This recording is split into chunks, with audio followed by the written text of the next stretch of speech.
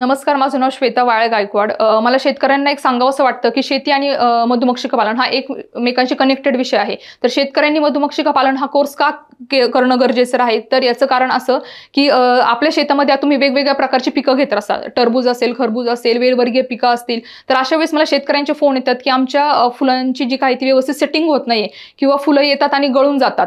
तर याचं scientific reason जे काही शेतकरी आहेत त्यांना समजत नाही. तर त्याचं बऱ्याच वेळा असं होतं, की तिथे परागीभवन होत नसतं. परागीभवन म्हणजे काय? मधमाशी एका फुलावरून दुसऱ्या फुलावरती जाते आणि ते जे काही पराग आहे ते पराग एक पसरवायचं काम करते आणि अशा वेळेस काय होतं, फळधारणा होते आणि फळधारणा झाल्यानंतर तुमची जी काही फळाची जी क्वालिटी आहे, साईज आहे ती चांगली होते. पण याच्या पाठीमागची हिस्ट्री आणि मधमाशी कशा पद्धतीने परागीभवन करते आणि त्याचा पिकाला कशा पद्धतीने फायदा होतो हेच बऱ्याचशा शेतकऱ्यांना माहित नाहीये. जर अशा शेतकऱ्यांना जर परागीभवनाबद्दल अनेक माहिती जाणून घ्यायची असेल आणि तुमच्या ज्ञानामध्ये तुम्हाला जर भर करायची असेल तर नक्कीच तुम्ही आमचा मधमाशी पालनाचा जो काही डिजिटल कोर्स आहे तो जॉईन करा आणि तुम्हाला परागीभवनाबद्दल तुमची जी काही माहिती आहे, जे काही ज्ञान आहे ते तुम्ही वाढवू शकता.